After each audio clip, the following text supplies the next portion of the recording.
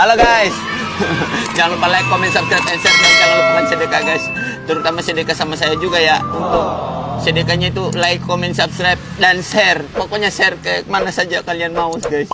Di YouTube-nya kalian, kayak di WA-nya kalian, di Instagram-nya kalian, di TikTok-nya kalian, dimanapun ya guys. Kalian share video ini dan kalian akan mendapatkan pahala karena pahala menonton. Indonesia bagian dari diri saya.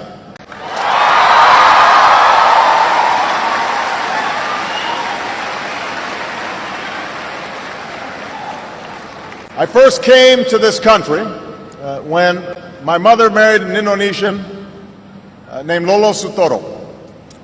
And as a young boy, I was coming to a different world.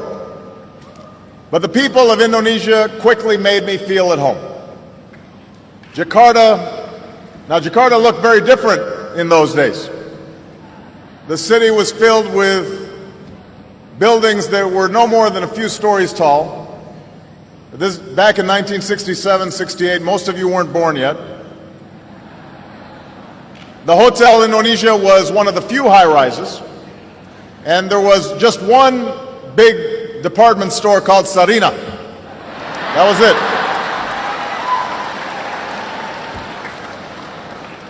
Becaks and Bemos, that's how you got around. They outnumbered automobiles in those days. And you didn't have all the big highways that you have today. Most of them gave way to unpaved roads and the kampongs. So we moved to Menteng Dalam, where, hey, some folks from Menteng Dalam right here. And we lived in a small house. We had a mango tree out front. And I learned to love Indonesia while flying kites and running along the paddy fields and catching dragonflies, buying Sate and Baso from the street vendors. I still remember the call of the vendors. Sate. Yeah. I remember that. Baso. Enak, yeah.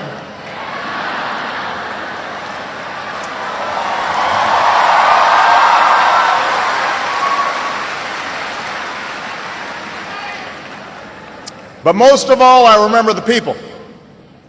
The old men and women who welcomed us with smiles, and the children who made a foreign child feel like a neighbor and a friend, and the teachers who helped me learn about this country.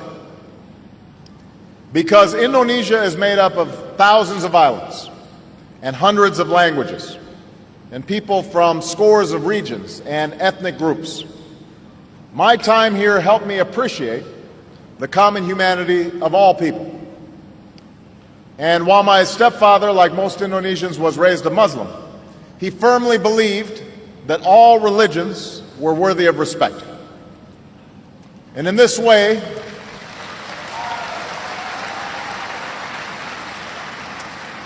he reflected the spirit of religious tolerance that is enshrined in Indonesia's constitution, and that remains one of this country's defining and inspiring characteristics.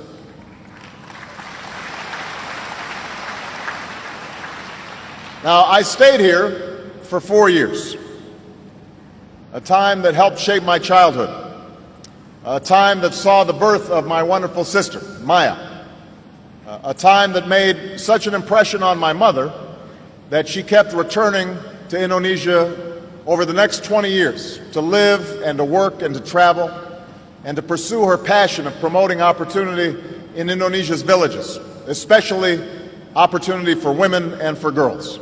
And I was so honored. I was so honored when President Yudhoyono last night at the state dinner presented an award on behalf of my mother, recognizing the work that she did.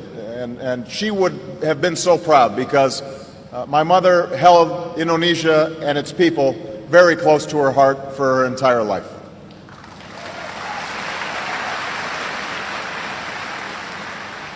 Now, so much has changed in the 4 decades since I boarded a plane to move back to Hawaii.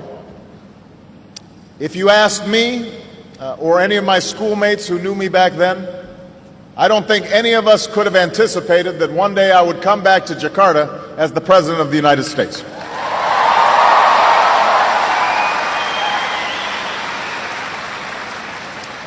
And few could have anticipated the remarkable story of Indonesia over these last 4 decades. The Jakarta that I once knew has grown into a teeming city of nearly 10 million, with skyscrapers that dwarf the Hotel Indonesia, and thriving centers of culture and of commerce.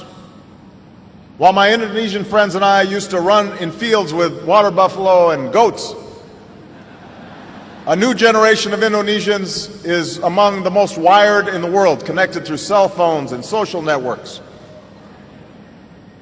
And while Indonesia, as a young nation, focused inward, a growing Indonesia now plays a key role in the Asia-Pacific and in the global economy.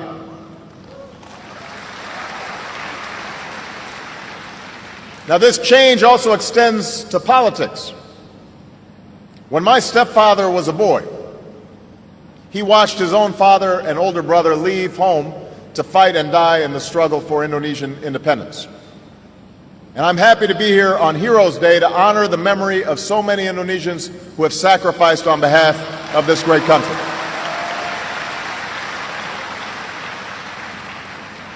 When I moved to Jakarta, it was 1967, and it was a time that had followed great suffering and conflict in parts of this country.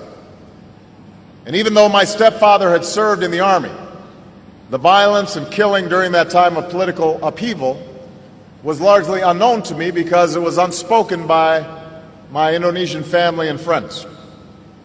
In my household, like so many others across Indonesia, the memories of that time were an invisible presence.